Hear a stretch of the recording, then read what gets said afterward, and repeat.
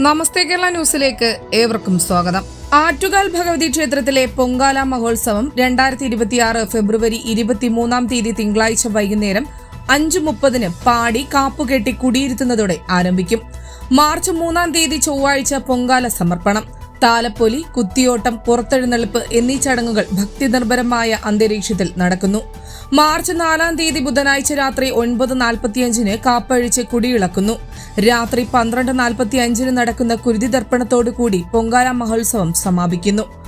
അംബ, അംബിക, അംബാലിക എന്നീ വേദികളിലാണ് പൊങ്കാല മഹോത്സവത്തിന്റെ പ്രധാന കലാപരിപാടികൾ നടക്കുന്നത്. ഉത്സവത്തിന്റെ പ്രധാന ചടങ്ങായ തോറ്റംപാട്ടിലൂടെ പാട്ടുകാർ ചിലപ്പതികാരത്തിലെ കണ്ണകിയുടെ കഥ പറയുന്നു. ഓരോ ദിവസവും പറയുന്ന കഥാഭാഗവും അതത് ദിവസത്തെ ചടങ്ങുകളും പരസ്പരം ബന്ധപ്പെട്ടിരിക്കുന്നു. ദേവിയെ പാടി കുടിയിരുത്തി കഥ തുടങ്ങുന്നു. 1 ദിവസമായ ഫെബ്രുവരി 23 തിങ്കളാഴ്ച രാത്രി 8 മണിക്ക് കലാപരിപാടികളുടെ ഉദ്ഘാടനം പ്രശസ്ത ചലച്ചിത്ര താരം ഡോക്ടർ മോഹൻലാൽ നിർവഹിക്കുന്നു. കൂടാതെ തദവസരത്തിൽ ആറ്റുകാൽ ഭഗവതി ക്ഷേത്രം ട്രസ്റ്റ് അംബ പുരസ്കാരം നൽകി ആദരിക്കുകയും ചെയ്യുന്നു. അതേ ദിവസം രാത്രി 10 മണിക്ക് സമൂഹ മാധ്യമങ്ങളിൽ വൈറൽ തരംഗമായി നിറഞ്ഞു നിൽക്കുന്ന നന്ദഗോവിന്ദം ഭജൻസിന്റെ ഭജനയും ഉണ്ടായിരിക്കുന്നതാണ്.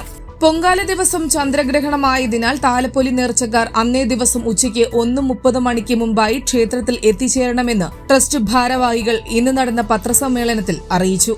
ആറ്റുകാൽ പൊങ്കാല മഹോത്സവത്തിന്റെ എല്ലാ ഒരുക്കങ്ങളും അവസാന ഘട്ടത്തിലാണെന്നും അവർ അറിയിച്ചു. ഭക്തജന പ്രവാഹത്തെ നിയന്ത്രിക്കാൻ ക്ഷേത്രാങ്കണത്തിൽ ബാരിക്കേഡുകളുടെ പണികൾ പൂർത്തിയാക്കിയിട്ടുണ്ട്. ഇക്കുറി ആറ്റുകാൽ അമ്മയുടെ തിടമ്പേറ്റുന്നത് കരിവീരൻ പാറന്നൂർ നന്ദനാണ്. ഉത്സവത്തിന് ഇനി ദിവസങ്ങൾ മാത്രം ബാക്കി നിൽക്കെ ഈസ്റ്റ് ഫോർട്ട്, മണക്കാട് തുടങ്ങിയ പ്രധാന പാതകളിലെ ഫുട്പാത്തുകളിൽ പൊങ്കാലക്കലങ്ങൾ വിൽപ്പനയ്ക്കായി നിരന്നു കഴിഞ്ഞു.